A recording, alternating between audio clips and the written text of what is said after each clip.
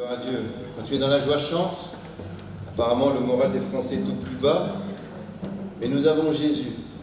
Amen. C'est lui qui fait toute notre joie. Et nous voulons le chanter, nous ne voulons pas nous priver de le célébrer. Amen. Parce qu'il est digne de recevoir notre louange, notre adoration. Il nous a tout donné, nous avons tout pleinement en lui. Alors que ce matin, personne ne se prive de le chanter, de le prier. On est bien dans la présence du Seigneur. Amen. Alléluia. Venez le célébrer. Venez le célébrer. Son grand amour, venez le chanter. Le Fils de Dieu est venu donner la vie. Nous te fêtons, roi, car tu nous fais partager ta joie. Et nous offrons en ton honneur un chant d'amour au Seigneur. Venez le célébrer, célébrer, célébrer, chanter. Célébrer, chanter notre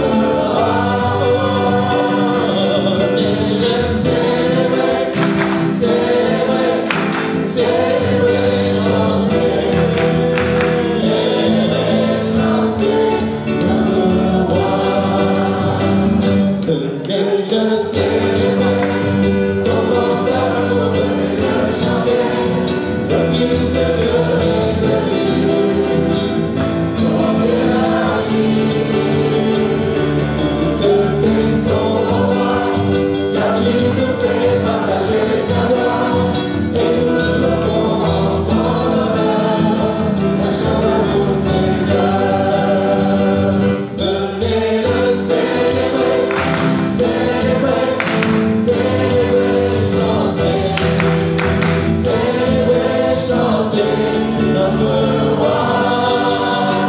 Venez le célébrer, célébrer, célébrer, chanter.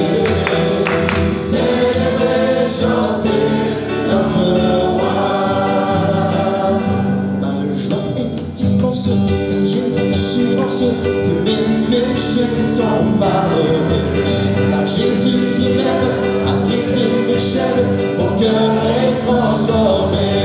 Il m'a donné sa présence, sa puissance, et il m'a merveilleux.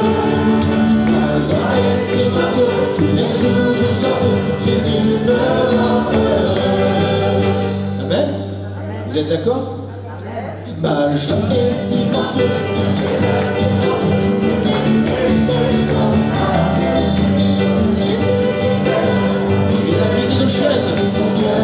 Il nous a transformés. Il m'a donné sa présence, sa puissance, et il m'a merveilleux. Ma joie est immense, tous les jours je chante, Jésus me rend heureux. Il m'a donné sa présence, sa puissance, et il m'a merveilleux. Ma joie est immense, tous les jours je chante, Jésus me rend heureux.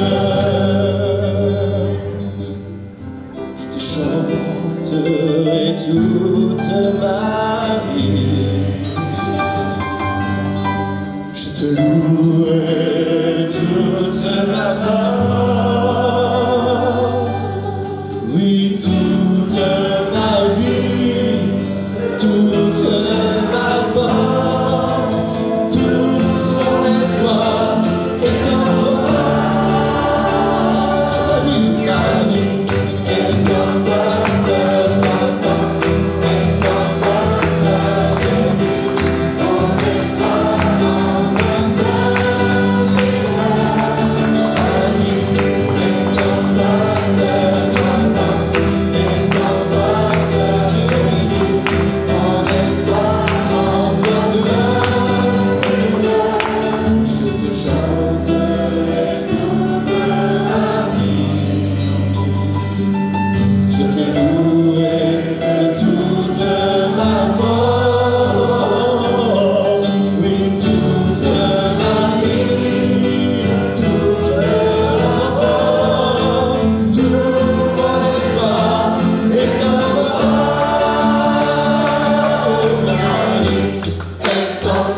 seul, ma force est en toi seul.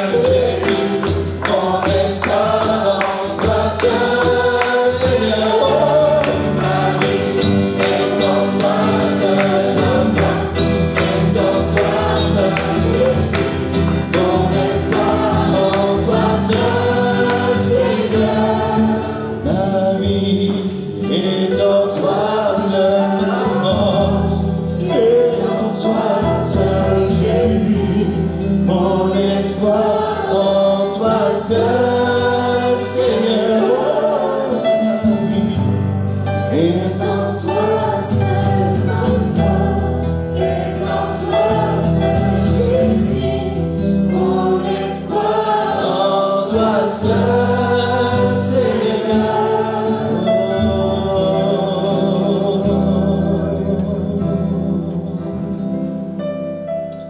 Amen. Nous voulons réaliser que Jésus est au milieu de son peuple. Il est avec nous, il demeure en nous. Amen. Il habite en nous. Et réalisons sa présence ce matin, sa sainteté. Jésus est là. Et nous voulons le chanter, l'adorer de tout notre cœur. Quel beau nom que celui de Jésus. Il ne nous abandonne jamais, il est toujours avec nous. Il prend soin de nous dans les moindres détails. Il est merveilleux notre Seigneur. Alléluia.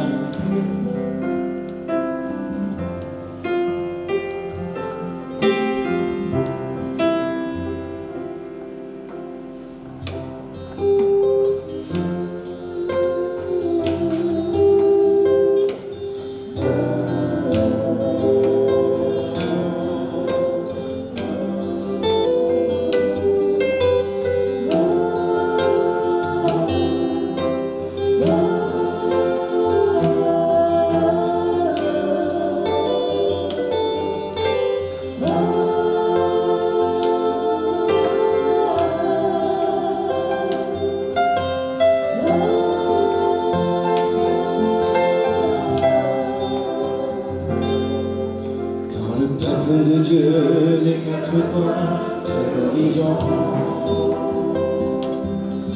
Quand le peuple de Dieu se rassemble en ton nom.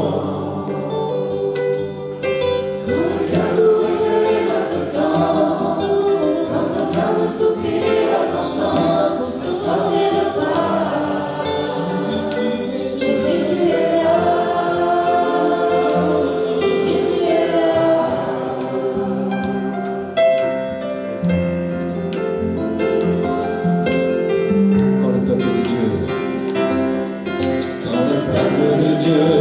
Quatre coins de l'horizon.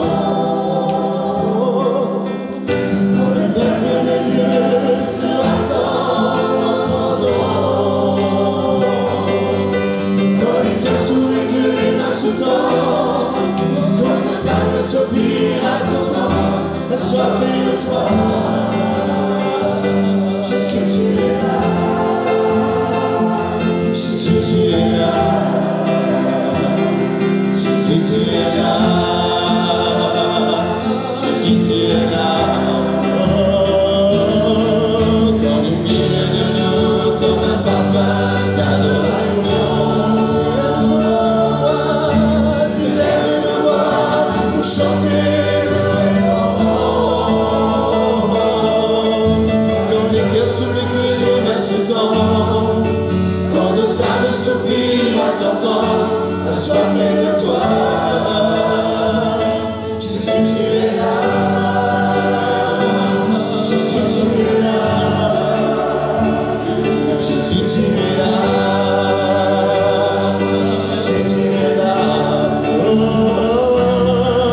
quand du milieu de nous, comme un parfum d'adoration, s'élève nos voix pour chanter le jour. Quand les yeux se tendent, quand nos âmes soupirent à t'entendre, assoiffés de toi. Jésus, tu es là. Jésus, tu es là. Jésus, tu es là.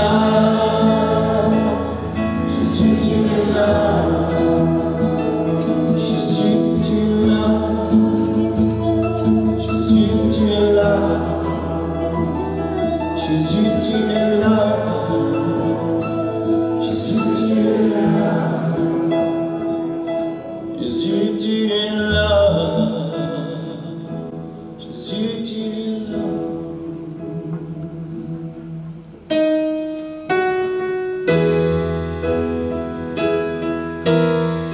Oui, tu es là, présent parmi nous, dit ce chant. Agissant parmi nous, transformant nos vies. Tu ferais un chemin, tu opères des miracles, tu tiens tes promesses. Amen. Notre Dieu tient toujours ses promesses. Ce qu'il dit, il l'accomplit toujours. Amen. Tu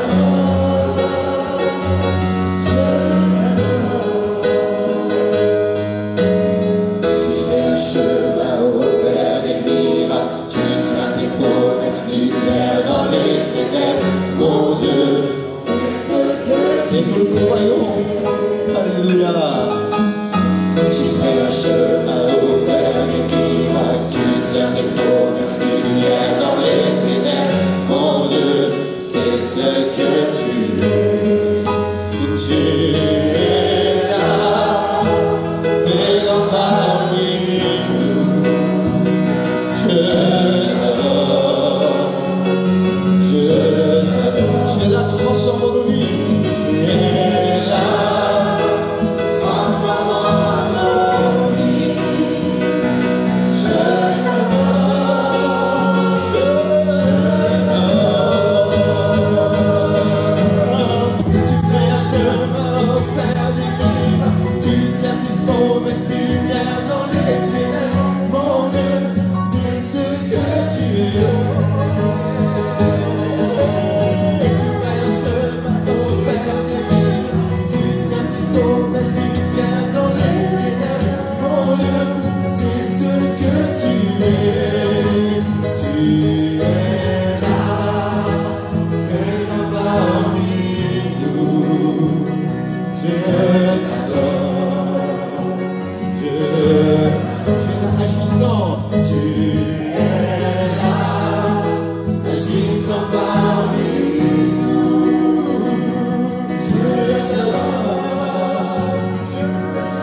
t'adore, tu fais un chemin au Père des miracles. Tu tiens tes promesses, lumière dans les ténèbres. Mon Dieu, c'est ce que je dis. Tu fais un chemin au Père des miracles. Tu tiens tes promesses, lumière dans les ténèbres. C'est ce que je dis. Tu fais un chemin. Tu fais un chemin au Père des miracles. Tu tiens tes promesses, lumière dans les ténèbres. Mon Dieu, c'est ce que je dis.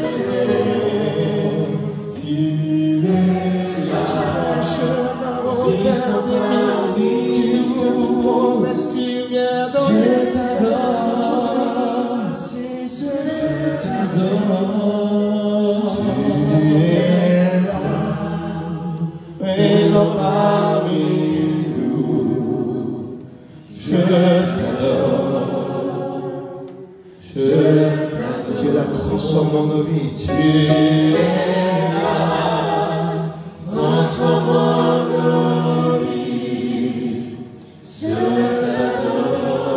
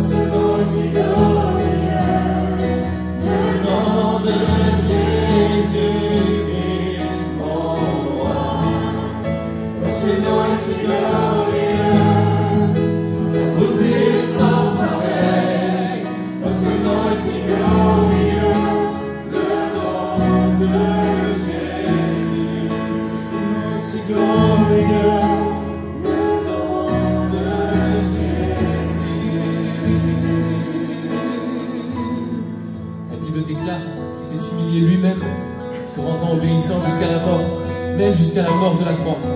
C'est pourquoi aussi Dieu l'a souverainement élevé et lui a donné le nom qui est au-dessus de tout nom, afin qu'au nom de Jésus, tout genou fléchisse dans les cieux, sur la terre et sous la terre, et que toute langue confesse que Jésus-Christ est Seigneur, à la gloire de Dieu le Père. Amen. La terre a tremblé, les voix s'est déchirées, les amants, la mort et le péché. Les cieux chantent ta gloire, l'écho de ta victoire, car tu es le roi ressuscité. Tu es sans rival, tu es sans égal, Dieu du triomphe à tout jamais. À toi soit le règne, à toi soit la gloire, ton nom surpasse tout autre nom. Ce nom est victorieux, ce nom est victorieux, le nom de Jésus-Christ, mon roi. Oh, ce nom est victorieux, sa puissance est sans pareil. Oh, ce nom est victorieux, le nom de Jésus. Tu es sans rival, tu es sans égal, Dieu du triomphe à tout jamais. À toi soit le règne, à toi soit la gloire, ton nom surpasse tout autre nom. Ce nom est victorieux, oh, ce nom est victorieux, le nom de Jésus-Christ, mon roi. Oh, ce nom est victorieux, sa puissance est sans pareil. Oh, ce nom est victorieux, le nom de Jésus. Oh, ce nom est victorieux, le nom de Jésus. Oh, ce nom est victorieux, le nom de Jésus.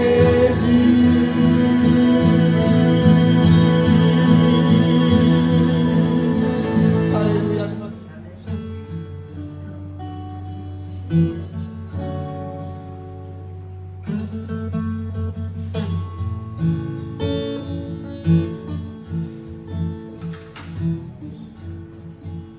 Sur le mont du Calvaire, il était une croix où Jésus souffrit tant de douleur.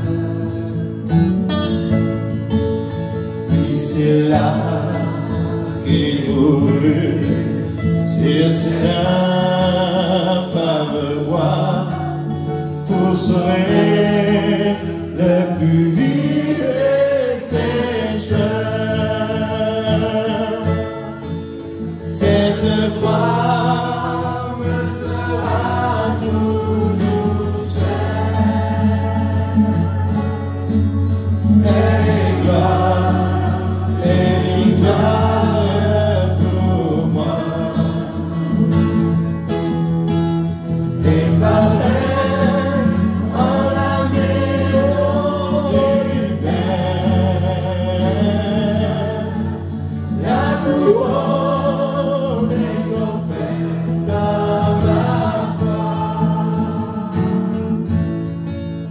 M'appuyant avec foi sur la croix de Jésus, sa manière je peux la porter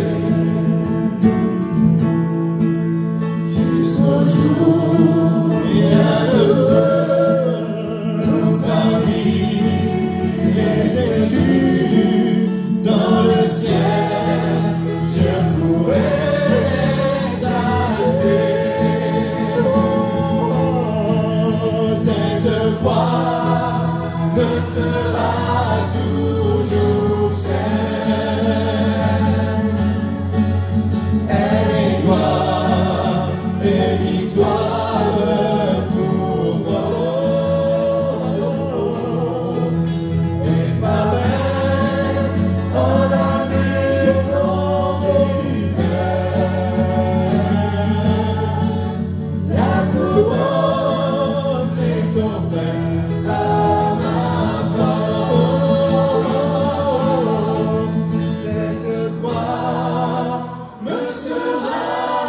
toujours chère. Elle est gloire et victoire pour moi. Et pareil en la maison du Père, la couronne est offerte à ma foi. Cette croix me sera toujours chère. Elle est gloire et victoire pour moi. Et pareil en la maison du Père, la couronne est offerte à ma foi. Voilà, nous allons ce matin faire une lecture dans le livre du prophète Ésaïe au chapitre 54.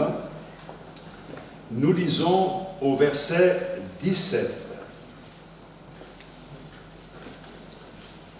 Vous avez je ne sais quelle traduction, je vais lire le verset dans la traduction de la Bible du Semeur. Alors, sachez, chers amis, qu'il y a plusieurs traductions, mais que s'il y a des mots différents d'une traduction à l'autre, c'est toujours la même chose qui est exprimée. Il n'y a pas quelques Bibles qui ont été trafiquées par quelques hommes pour des dessins qui ne sont pas bons. À part ces Bibles-là, toutes les Bibles se valent. Bien sûr, il y a une adaptation au fur et à mesure au langage qui est le nôtre. Nous ne parlons pas le français comme il y a 60 ou 70 ans en arrière, mais nous comprenons le texte de l'Écriture et c'est ça qui est important. Alors, ce texte dit « Toute arme fabriquée pour te faire du mal n'atteindra pas son but. Et tu pourras confondre tous tes accusateurs en jugement. Car tel est l'apanage des serviteurs de l'Éternel, et c'est ainsi que je leur fais justice. L'Éternel le déclare. Amen.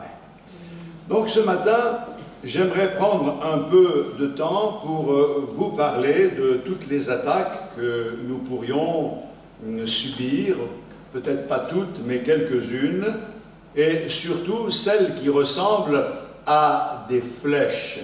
Ces flèches qui sont tirées sur nous, contre nous, pour nous atteindre. Nous savons que le diable cherchera toujours par nous atteindre par ses traits enflammés, mais nous avons la conviction que Dieu est notre bouclier.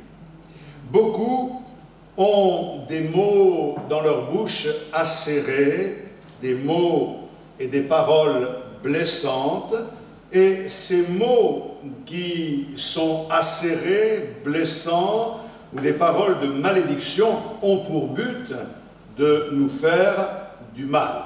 Et lorsque nous sommes atteints par ces flèches, alors nous en ressentons une douleur cuisante.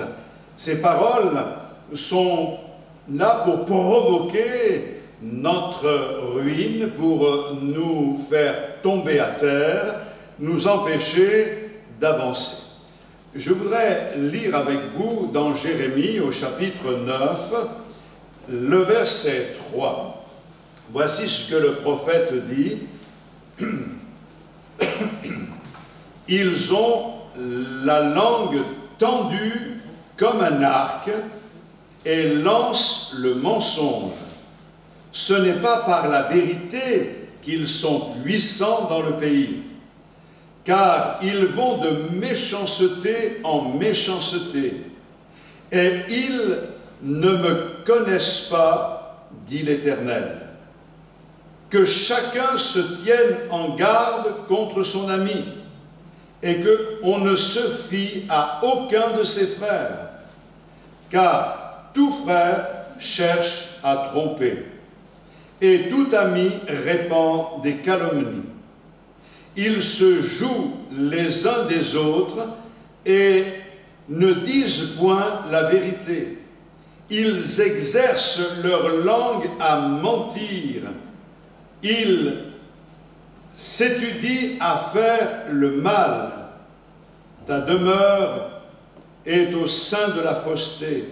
C'est par fausseté qu'ils refusent de me connaître, dit l'Éternel. C'est pourquoi ainsi parle l'Éternel des armées. Voici, je les sonderai, je les éprouverai. Car comment agir à l'égard de la fille de mon peuple? Leur langue est un trait meurtrier. Ils ne disent que des mensonges.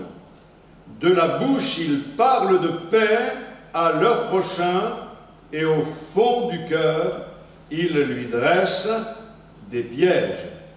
Et le Seigneur dit, je les châtierai. Donc Jérémie parle de cette réalité et dit que certains ont des mots qui sont semblables à un arc tendu à l'excès, parce qu'ils veulent vraiment faire mal en décochant ces flèches. L'arc était autrefois l'arme de prédilection pour les combats, et on a tous vu des documents à ce sujet-là. Aujourd'hui, pour les conflits, les hommes n'utilisent plus l'arc. Je ne suis pas en train de vous parler de conflits qui existent entre les hommes et qui amènent la tuerie, le meurtre. La Bible dit, tu ne combattras ni contre la chair, ni contre le sang. Nous n'avons pas à nous battre, nous à nous faire justice ou tout ce que vous voulez. Nous voulons tout remettre entre les mains du Seigneur. Mais si nous n'utilisons pas des armes qui blessent comme des arcs ou autres, nous pouvons utiliser notre bouche, notre langue, et notre langue peut devenir une arme qui peut faire des dégâts. Certains ont la langue chargée. J'espère que quand ils l'utilisent, ce n'est pas pour nous atteindre. Bien sûr, c'est un trait d'humour. Comment David, dans la parole de Dieu, a-t-il réagi lorsqu'il a été victime de ces attaques et de ces flèches aiguës qui ont été décochées contre lui? Je voudrais prendre 3 exemples ce matin pour vous en parler, mais aussi pour vous amener à mieux comprendre que nous ne pouvons pas éviter ces situations comme David n'a pas pu les éviter, mais nous pouvons éviter d'être à terre, de tomber, de chuter, de perdre notre foi, notre joie et la paix du cœur, cette paix qui surpasse toute intelligence. Alors, dans le premier livre de Samuel, au chapitre 17, il est parlé du combat qui a opposé David à Goliath. Et c'est intéressant parce que tout le monde a entendu parler de David et Goliath. Et tout ce qui a été écrit pour notre instruction. C'est intéressant que nous le comprenions. Au verset 42 du chapitre 17 de 1 Samuel, le Philistin, donc Goliath, regarda. Et lorsqu'il aperçut David, il le méprisa, ne voyant en lui qu'un enfant blond et d'une belle figure.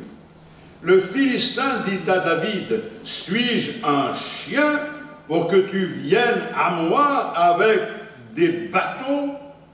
Et après l'avoir maudit par ses dieux, il ajouta, « Viens vers moi, et je donnerai ta chair aux oiseaux du ciel et aux bêtes des champs. » David dit aux Philistins, « tu marches contre moi avec l'épée, la lance et le javelot, et moi je marche contre toi au nom de l'Éternel des armées, du Dieu de l'armée d'Israël que tu as insulté. Aujourd'hui, l'Éternel te livrera entre mes mains. Je ne veux pas lire plus, vous lirez à la maison. Mais Goliath est un Philistin ennemi du peuple d'Israël à l'époque de l'Ancienne Alliance où les armées s'affrontaient, et nous ne pouvons pas mettre de côté ces textes de l'Écriture, mais si Dieu a voulu que nous en ayons connaissance, c'est pour que nous puissions faire un parallèle avec la réalité d'un autre combat que nous livrons tous et qui est un combat spirituel. Nous ne combattons pas contre des géants comme Goliath, mais nous combattons contre le diable, ses démons, la puissance de l'esprit de ce monde, et puis contre notre moi, notre orgueil, et qui s'élève quelquefois comme un géant pour impressionner, mais il n'y a rien d'impressionnant dans l'homme, car nous sommes des créatures limitées, et nous avons bien abîmé l'image de Dieu qui était sur nous par la création. Donc Goliath, le Philistin, regarde David, c'était un jeune homme blond, la Bible nous dit de belle figure, et il n'avait rien d'un soldat, rien d'un combattant. Et la Bible nous dit qu'il l'a regardé avec un total dédain, il l'a méprisé. Et la Bible nous explique que Goliath a maudit David au nom de tous ses dieux. Et il lui a dit, aujourd'hui je vais prendre ta chair, je vais la donner à manger. Vous avez lu ce texte, c'est terrible. Et quelle a été la réaction de David? Eh bien, David n'a pas permis aux paroles méprisantes de Goliath de le faire tomber. Ces paroles n'ont pas pénétré l'armure qui était la sienne. Elle n'était pas apparente, mais elle était réelle. Dieu était sa protection. Et c'est pour cette raison que David n'a pas commencé à trembler comme une feuille. Il savait que Dieu était à ses côtés. Ça ne se voyait pas. Il n'y avait rien d'apparent pour que cette réalité puisse être vue des autres. Mais David sait en qui il a placé sa confiance. Il est donc serein, tranquille. Et il dit à celui qui le maudit, à celui qui le méprise, « Tu viens contre moi avec toutes tes armes, avec tout ton équipement. » Il avait une lance impressionnante. Il avait une armure impressionnante. Mais il dit, moi je n'ai pas d'armure, je n'ai pas d'armes, mais je viens contre toi, au nom de l'Éternel des armées, le Dieu de l'armée d'Israël, que toi tu as insulté. Et la Bible nous explique que David a pris une pierre, il l'a fait tourner avec sa fronde, il était berger, il avait l'habitude de manier la fronde pour chasser les bêtes féroces, pour ramener les brebis qui s'éloignaient du troupeau. Mais cette fois-ci, la pierre qu'il avait choisie au torrent est venue percuter le front du géant, s'est enfoncée dans son front, qui est tombé à terre. Et la Bible nous dit que la victoire de David a été la victoire de tout le peuple, une victoire extraordinaire. Nous avons tous entendu des gens parler d'une manière irrespectueuse ou avec mépris. Et nous avons tous été victimes de certains propos insultants et de paroles qui nous font du mal, plus qu'une lame ne pourrait nous faire du mal. Plus que la blessure de la chair, il est des blessures et qui sont difficiles même à refermer parce qu'elles ont été occasionnées par la langue. Et comme la Bible nous montre que cette langue est utilisée comme une flèche, nous pouvons avoir été la cible d'attaques rangées de la part de l'adversaire. Il est bon, pour que nous comprenions les choses, que nous comprenions d'abord ce que sont les paroles de bénédiction ou de malédiction, afin que nous soyons mieux équipés pour les affronter lorsque le moment se présentera. C'est quoi la bénédiction de la part de notre Dieu? Alors on pourrait dire, la bénédiction c'est que Dieu m'a donné une belle voiture, la bénédiction c'est que Dieu m'a donné une maison. Laissons de côté toutes ces choses-là. Il y a des personnes qui n'ont rien, comme l'apôtre Paul qui s'est retrouvé en prison et dans la disette, et pourtant la bénédiction de Dieu était dans sa vie. La bénédiction n'est pas dans l'apparence, et l'apparence n'est pas preuve de bénédiction, ce qui déjoue le piège de cet évangile à l'eau de rose de la prospérité qui est proclamé, à savoir, si vous venez à Dieu, vous verrez, vous allez réussir, et on vous montre de belles images, et dans certains pays, ils sont devenus spécialistes, et dans certains pays, c'est surtout pour montrer aux gens que plus ils donnent à l'œuvre de Dieu, plus ils seront bénis, mais il y a des gens malveillants à la tête qui se disent hommes de Dieu, mais qui s'en mettent plein les poches. Tout cela, nous ne voulons pas l'accepter, nous voulons d'ailleurs le condamner. La bénédiction, quand Dieu a créé Adam et Ève, il les a placés dans le jardin d'Éden et il a prononcé des paroles pour eux. Et ces paroles qu'il a prononcées sont des paroles de bénédiction. Il les a placés là en leur donnant certaines conditions de vie, en leur expliquant que maintenant, ils allaient pouvoir dominer sur la création, qu'ils allaient pouvoir se multiplier, et il leur donne cette bénédiction. Donc, la bénédiction du Seigneur, c'est une bénédiction par les paroles qu'il prononce sur quelqu'un. Et quand Dieu dit des paroles sur quelqu'un, ce sont des paroles de bénédiction que rien ne peut empêcher. Je bénis Dieu parce qu'il a des paroles pour chacun d'entre nous. Et ces paroles sont des paroles qui nous communiquent de l'assurance. Les paroles qui ont été reçues par Adam et Ève leur ont donné la force de pouvoir accomplir l'œuvre que Dieu leur confiait. Et ils ont commencé à faire les choses de la bonne manière. Il y a eu malheureusement la chute, mais n'en parlons pas maintenant. Je voudrais que nous comprenions maintenant que de la même manière, il y a des personnes qui utilisent ou qui prononcent des paroles de malédiction.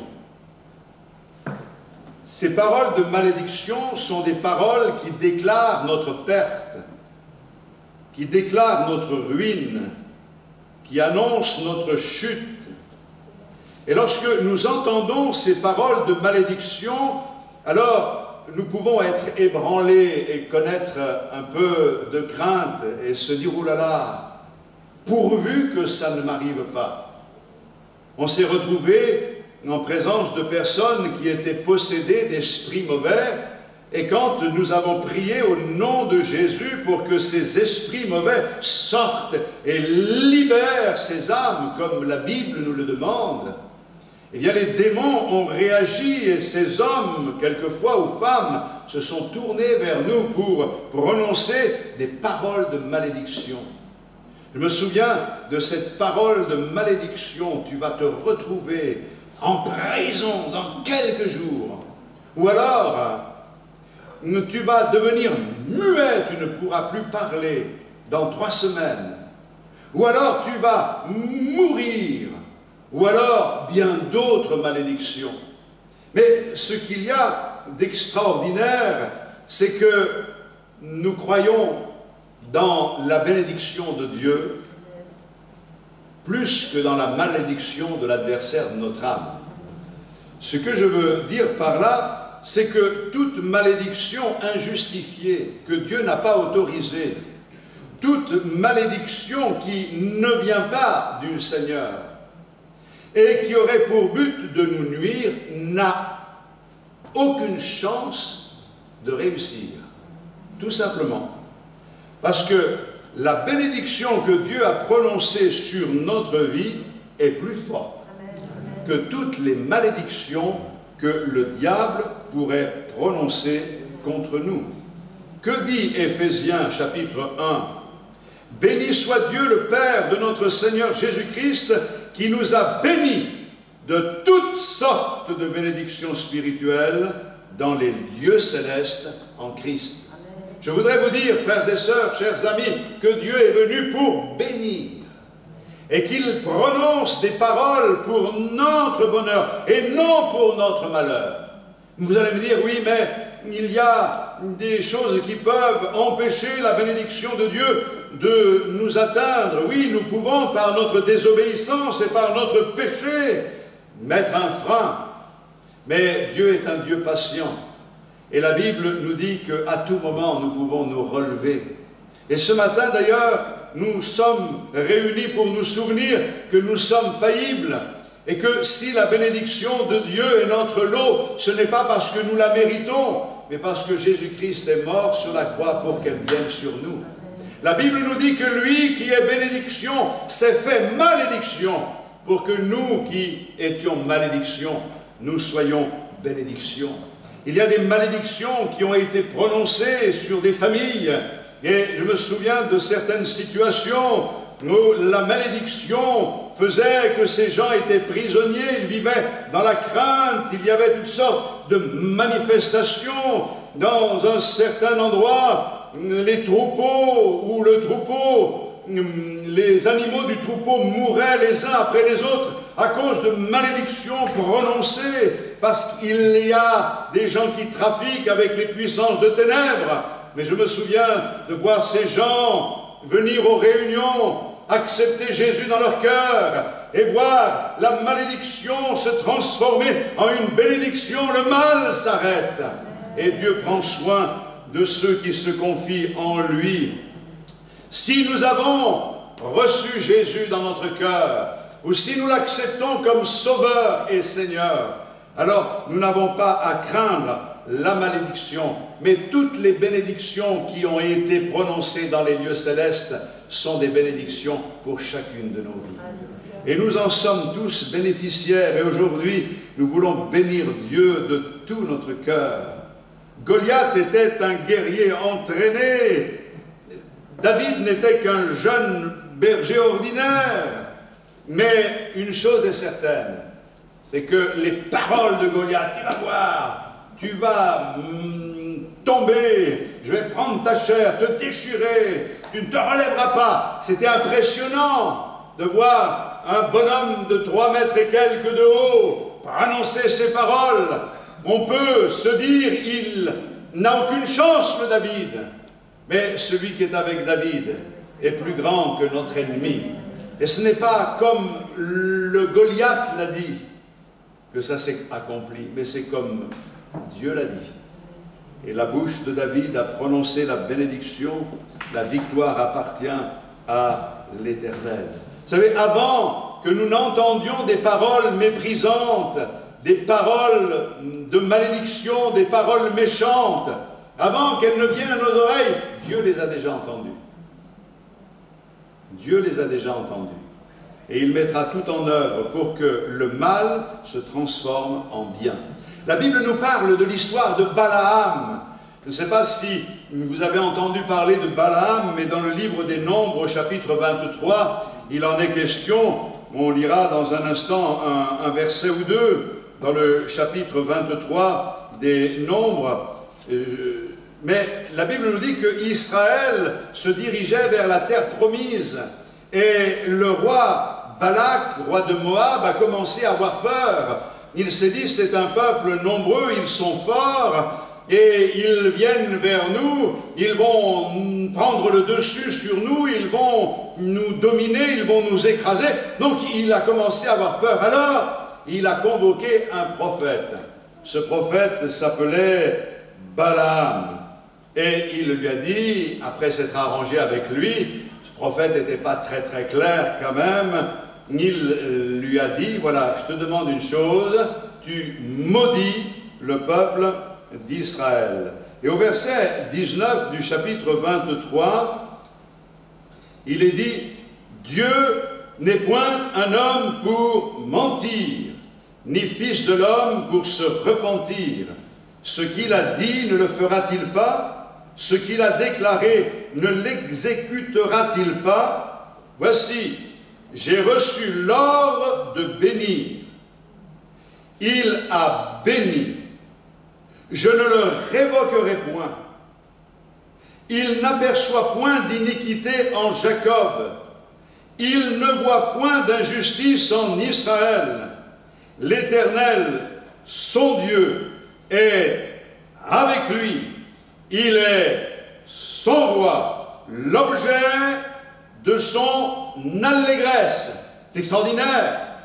Parce que alors qu'il est envoyé pour maudire, Dieu parle au prophète et lui dit non, tu n'as pas à maudire. Je ne vois pas d'iniquité en Jacob. Je ne vois pas de faille en Israël. Pourtant, il connaît son peuple. Il sait que ce peuple a des failles. Croyez-vous que le Seigneur ne sait pas que nous sommes tous imparfaits? Il nous connaît, mais il nous voit au travers du filtre de l'œuvre accomplie par Jésus-Christ à la croix du Calvaire. Et les paroles qu'il prononce sur nous sont des paroles de bénédiction. Et même si l'adversaire et l'ennemi dit « tu vas maudire », eh bien celui qui est envoyé pour maudire ne peut pas le faire. Au lieu de maudire, il bénit. Et pour cette raison, Balak dit à Balaam, ne le maudis pas, mais du moins ne le bénis pas. D'accord, je comprends que tu ne puisses pas le maudire, mais au moins ne le bénis pas. Et c'est incroyable de voir qu'il y a eu un changement, une transformation, et ce qui devait être une malédiction est devenu une bénédiction. Mes frères et sœurs et chers amis, sachez que quand on se confie en Dieu, on n'a rien à craindre. Rien ne peut nous nuire. Ça ne veut pas dire que nous ne sommes pas la cible de l'adversité, mais même si l'adversaire se déchaîne, nous n'avons rien à redouter parce que celui qui est avec nous est notre bouclier, notre protection. David avait Dieu à ses côtés et Dieu est avec nous aujourd'hui. Alléluia. Alors, la bénédiction l'emporte sur la malédiction. Sinon, nous ne serions pas là ce matin. Parce que certains auraient tellement voulu que nous ne soyons pas là. Tellement ils auraient voulu nous nuire, nous empêcher d'agir, nous empêcher de faire la volonté du roi des rois, d'être des témoins pour la gloire du Seigneur. Mais nous voulons continuer à parler du roi qui est le nôtre. Nous voulons continuer à bénir Jésus-Christ, notre Sauveur, Dieu le Père, et nous voulons le faire de tout notre cœur. Donc David a connu ce genre de problème, mais deuxièmement, il a été la cible des flèches, des mots hypocrites et mensongers. Alors, ça, c'est le texte que nous avons lu tout à l'heure, où au verset 8 du chapitre 9 de Jérémie, il est dit entre autres, « Leur langue est un trait meurtrier, ils ne disent que des mensonges. De la bouche, ils parlent de paix à leur prochain, et au fond du cœur, ils lui dressent des pièges. » Alors ici, on voit que les flèches qui sont carrément utilisées sont le mensonge. C'est un peu une référence à des personnes qui parlent de paix, mais qui tentent des pièges. Vous avez beaucoup de personnes, malheureusement, qui sont de parfaits hypocrites et qui, en votre présence, vous parleront avec beaucoup de bonté et vous diront combien ils sont contents de vous rencontrer, de vous voir et qu'ils vous souhaitent le meilleur. Mais dès que vous avez le dos tourné, ce n'est plus la même chose. Il y a dans leur cœur quelque chose qui ressemble à du venin et ils veulent vraiment vous nuire. Il y a comme de la colère dans leur cœur et ils voudraient pouvoir vous atteindre, et comme ils n'ont pas le courage de le faire directement, ils le font par des moyens détournés. Vous savez, dans le Midi, il y a les cigales quand il fait... Bien, nous, on connaît ces cigales spirituelles. Et ça discute, et ça discute. Et peut-être que dans ton lieu de travail, c'est comme ça que ça se passe. Peut-être même au niveau familial, quelquefois, malheureusement, ça se passe même dans le domaine de l'Église. Et c'est ça qui est le plus navrant. Je crois qu'on a besoin de toute la grâce de Dieu dans ces périodes-là. Nous n'avons pas à avoir peur, nous n'avons pas à craindre. Parler, c'est vrai que quelqu'un a dit, parle, il en restera toujours quelque chose, calomnie, il en restera toujours quelque chose, mais n'avons pas à craindre, car même si cela fait du mal, et même si cela cause des dégâts, nous ne pouvons pas empêcher les rumeurs de courir, mais nous pouvons empêcher ces paroles de nous détruire et empêcher l'œuvre de Dieu de s'accomplir en nous et au travers de nous. Le psalmiste disait dans le psaume 91, le verset 4, « Il te couvrira de ses plumes, dit le Seigneur, et tu trouveras un refuge sous ses ailes. Sa fidélité est un bouclier et une cuirasse. Tu ne craindras ni la terreur de la nuit, ni la flèche qui vole de jour, ni la peste qui marche dans les ténèbres, ni la contagion qui frappe en plein midi.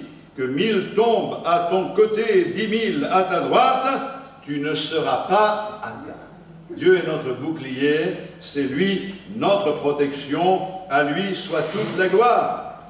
Eh bien, dans 2 Samuel, au chapitre 15, il est question de l'histoire de David et de son fils Absalom. Dans 2 Samuel 15, et il est dit ceci au verset 7, « Au bout de 40 ans, Absalom dit au roi, « Permets que j'aille à Hébron pour accomplir le vœu que j'ai fait à l'Éternel, car ton serviteur a fait un vœu pendant que je demeurais à Guershur, en Syrie. J'ai dit, si l'Éternel me ramène à Jérusalem, je servirai l'Éternel. » Le roi lui dit, « Va en paix. » Et Absalom se leva et partit pour Hébron. Absalom envoya des espions dans toutes les tribus d'Israël pour dire, « Quand vous entendrez le son de la trompette, vous direz, Absalom règne à Hébron. » C'est une situation qui est tragique et difficile. David a un fils, Absalom, et ce fils, Absalom, veut la place du père. C'est terrible parce que il va dire à son père, après 40 ans, « Écoute, j'ai fait un vœu à l'Éternel, et je dois aller à Hébron pour accomplir ce vœu. » Et quand le père a entendu que le fils voulait servir Dieu, il a été content. Imaginez quand nos enfants nous disent « Moi je veux aller à la réunion de prière » ou « Je veux aller au culte, je veux servir Dieu », on est heureux parce qu'on sait qu'ils ont fait le bon choix. Mais ce qu'il y a de difficile lorsque nous lisons ce texte, c'est qu'en fait, il a levé une armée, en quelque sorte, nous dit la parole de Dieu, d'espions qui étaient répartis dans toutes les tribus d'Israël, et au lieu d'aller servir Dieu, comme il l'a proclamé à son père, il a fait lever ses espions pour qu'il y ait une révolte, un coup d'État, et la Bible nous explique que ça a été très très difficile, puisque le coup d'État a réussi, et Absalom a pris la place de son père. Derrière l'acte de piété qui était présenté, il se cachait un plan diabolique élaboré par quelqu'un de malin inspiré par le diable, pour pouvoir régner à la place de son père David. Mais ce que nous savons, c'est que cette victoire a été brève, parce que Dieu n'était pas d'accord avec cette façon de faire. Et nous savons que lorsque Dieu donne la bénédiction à ses enfants, même si nous nous retrouvons confrontés à des situations comme celle qui est expliquée, à savoir que David et les gens de sa maison se sont levés et ont pris la fuite, il est nécessaire que nous comprenions que Dieu protège son roi et qu'à un moment donné, il rétablit la vérité. Je crois que Dieu, notre Dieu, est un Dieu fidèle. Nous ne pouvons pas empêcher des personnes d'élaborer des plans, nous ne pouvons pas empêcher des personnes d'avoir des projets dans le but de nous nuire, parce que c'est la volonté de l'adversaire de notre âme. Mais Dieu est notre bouclier. Et ce que Dieu veut avant toute chose, c'est trouver la vérité dans notre cœur. Pour cette raison que Paul avertit le jeune serviteur de Dieu, Timothée, et dans 2 Timothée 3, le verset 5, il est dit ceci: ils ont l'apparence de la piété, mais reniant ce qui en fait la force.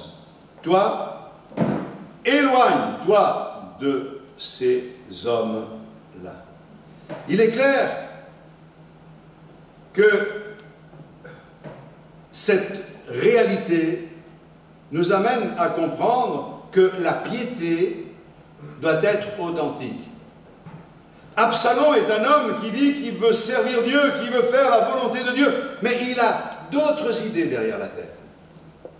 Et c'est ça qui est gênant aux yeux de Dieu. Il use de duplicité. Ce que Dieu veut, c'est trouver la vérité dans nos cœurs. Et il est important, lorsque nous agissons, que nous agissions selon les principes bibliques, selon une bonne conscience. Je crois qu'il est nécessaire que nous vivions une vie chrétienne authentique. Il y a des chrétiens qui mettent un poisson sur le pare-brise de leur voiture pour montrer qu'ils sont chrétiens, mais le comportement qu'ils ont sur la route est complètement à l'envers ou contradictoire par rapport à ce qu'ils professent. Et je me suis trouvé en présence de personnes comme cela. Je me souviens avoir klaxonné au feu rouge parce que la personne qui était devant allait à l'église pour servir Dieu, et je voulais lui faire coucou avec Évangéline, mais il faut voir la réaction qu'elle a eue dans sa voiture. Bien sûr, quand elle a vu que finalement c'était nous qui étions à l'arrière, quand on s'est croisés dans le hall d'entrée, elle a baissé la tête. Parce que ça ne sert à rien d'afficher une chose et de vivre autre chose. Dieu veut trouver la vérité dans notre cœur. Aujourd'hui, on parle de distanciation. Bien, la distanciation, il faut la prendre, surtout avec les personnes qui se disent être spirituelles, mais qui ne mettent pas en pratique la parole de Dieu. Eh oui, ils sont très contagieux, ces gens-là. Ce sont des cas vides. Et la Bible nous dit, éloigne-toi de ces hommes-là. Je crois que c'est important. Vous allez me dire, il faudrait se rapprocher. Non, on ne se rapproche pas de ceux qui ont le cœur tortueux, qui ont la vie qui ne correspond pas aux attentes de Dieu. On s'approche de ceux qui aiment le Seigneur et qui veulent vivre quelque chose d'authentique pour lui. Et puis, il y a eu les flèches de la trahison dans la vie de David, et je terminerai avec cela. Alors que David s'enfuyait, comprenez une chose, David ne s'est pas laissé déstabiliser, même si son propre fils a cherché à prendre sa place. Il a placé toute sa confiance en Dieu. Mais là, alors qu'il est en train de s'enfuir du palais pour se cacher, Achitophel, son conseiller numéro 1, va changer de camp. Et c'est quand même impressionnant en lisant le texte, je ne rentre pas dans certains détails, mais la Bible nous dit que Achitophel, le conseiller du roi David, va voir Absalom et lui dit, voilà, je serai ton conseiller. Alors, que dit l'Écriture concernant cette situation? 2 Samuel 15, verset 31. On vint dire à David, Achitophel est avec Absalom parmi les conjurés. Et David dit, ô Éternel, réduis à néant les conseils d'Achitophel. Et ce qu'il y a d'extraordinaire, c'est la manière dont David traite le problème. Ça fait mal de voir des personnes tourner leur veste. Mais une chose est certaine, c'est que David ne se laisse pas déstabiliser. Et vous savez ce qu'il fait? Il prend l'affaire et il la porte à Dieu. La Bible nous dit, il prie. Et il dit au Seigneur, ne permets pas que ses conseils soient efficaces. Rends ses conseils nuls. Et la parole de Dieu nous montre que c'est effectivement ce qui s'est passé. Absalom, lui, a malheureusement eu une fin tragique parce qu'il a été rebelle à Dieu et parce qu'il n'a pas voulu se soumettre à la volonté de Dieu. Mais Achitophel, le traître, lui aussi, quand il a vu que ses conseils n'étaient pas suivis, quand il a vu qu'il n'avait pas cette efficacité, parce que le pouvoir, l'efficacité, le tranchant ne dépend pas des apparences, mais de la relation que nous avons avec le Seigneur et de l'approbation de Dieu dans notre vie. Quand il a vu que tout tombait à l'eau, alors il est rentré chez lui et il s'est pendu. Il a connu une fin tragique alors qu'au départ, c'était quelqu'un dont la sagesse permettait au roi David de remporter de grandes victoires. Nous avons peut-être vécu de telles expériences où ceux que nous avons beaucoup aidés, ceux à qui nous avons apporté beaucoup parce que nous avons été des moyens de bénédiction pour eux, nous les avons vus se détourner de nous, ça fait mal. Mais c'est quelque chose qui fait partie de la vie, et de la vie chrétienne en particulier. Et vous savez, le Seigneur Jésus nous comprend parfaitement lorsque cela nous arrive. C'est pour cette raison qu'il a pu dire « le serviteur n'est pas plus que le maître ». Vous savez, Jésus s'est choisi des proches, il a choisi 12 apôtres. Et parmi les 12, alors que déjà c'était pas très stable chez la plupart, il y en a eu un qui l'a vendu. Et celui qui l'a vendu, c'est Judas Iscariote. La Bible nous dit qu'il est sorti de la présence du Seigneur et il est parti pour trahir Jésus. Mais Jésus n'était pas surpris. Il connaissait le cœur de l'homme. Il savait ce qui allait se passer. Et il savait surtout qu'il était venu pour accomplir l'œuvre de la croix. Et que, en fait, ce mal allait se transformer en bien pour nous tous, car c'est à partir de la trahison de Judas que Jésus a été arrêté, qu'il a été injustement condamné, qu'il a été crucifié. Mais c'est volontairement que Jésus a accepté d'aller jusqu'au bout, car c'est le sang qui a coulé à Golgotha qui nous lave et qui nous purifie de tout péché. Alléluia. Alors, que dire ce matin? Nous pouvons être la cible de toutes sortes de flèches. Peut-être que vous avez été blessé. Ne restez pas avec ces blessures. Ne restez pas à ruminer ou à lécher vos cicatrices. Et comme s'il n'y avait que ça d'important. On peut comprendre un chien qui a une blessure, qui lèche sa cicatrice, parce qu'il n'y a pas le moyen de se soigner, parce que personne ne peut peut-être l'aider. Mais si quelqu'un va intervenir, il sera secouru de la même manière. Nous ne voulons pas agir comme cela, ni nous complaire dans notre douleur, peut-être nous laisser aller d'une certaine manière un désespoir, parce que les choses ne sont pas tournées, ou ne sont pas réalisées comme nous l'avions souhaité. Nous voulons autre chose. Nous voulons bénir Dieu de tout notre cœur. lorsque cela nous arrive, nous voulons faire confiance à Dieu. Lorsqu'on nous bénit, on croit dans la bénédiction du Seigneur. Je ne crois pas dans la malédiction du diable, mais je crois dans la bénédiction de Dieu. Lorsque cela arrive, ne nous laissons pas écraser par les propos méprisants, accablants, mensongers des uns et des autres. Des mensonges.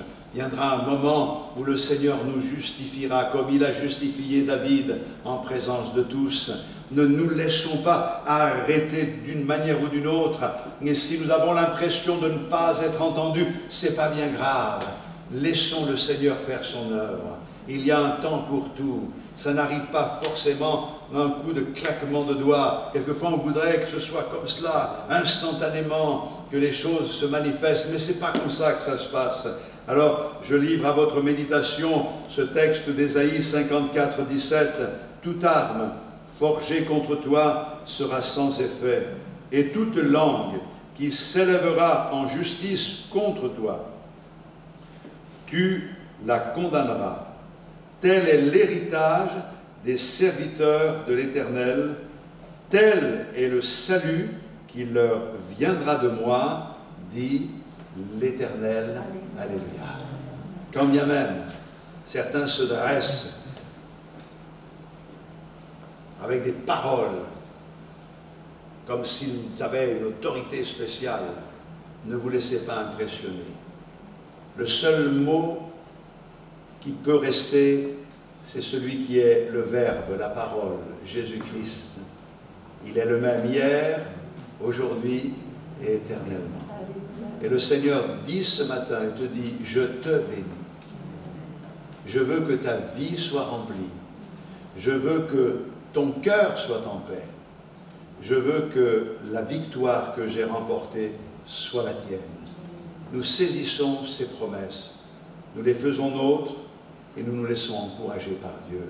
À lui soit toute la gloire. Amen. Toute la création proclame sa grandeur. Dieu est un Dieu puissant. L'univers tout entier reflète sa splendeur. Dieu est un Dieu puissant. Ses mains ouvrent la mer, le peuple est libéré. Les trompettes sonnèrent, Jéricho est tombé. Il dirige une terre, Goliath est terrassé. Mon Dieu est un Dieu puissant. Car Dieu est un Dieu puissant. Il règne de son salut avec sagesse, amour. Oui, Dieu est un Dieu puissant. Car Dieu est un Dieu puissant. Il règne de son salut avec sagesse, amour. Oui, Dieu est un Dieu puissant. Jésus arrive sur terre, le diable est fini. Car Dieu est un Dieu puissant. Il libère avec autorité. Dieu est un Dieu puissant. La peur de l'ennemi lui commence à trembler. Jésus offre sa vie, il est ressuscité. Oui, tout est accompli, non, je n'oublierai jamais que mon Dieu est un Dieu puissant. Car Dieu est un Dieu puissant, il règne de son salut avec sagesse, amour. Oui, Dieu est un Dieu puissant. Car Dieu Est un Dieu puissant. Il règne de son salut avec sagesse, amour. Oui, Dieu est un Dieu puissant.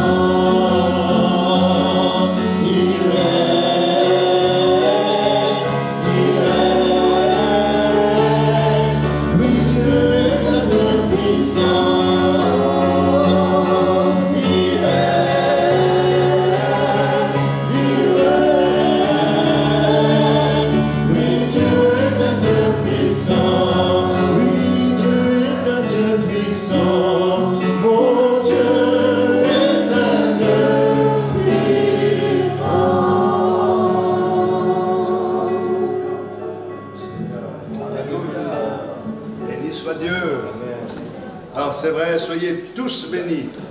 Dieu a prononcé des oracles sur vous. Et ça ne peut que marcher. À Dieu soit toute la gloire. Faites-lui confiance et ne vivez pas dans la crainte. Vivez dans la paix, dans la confiance.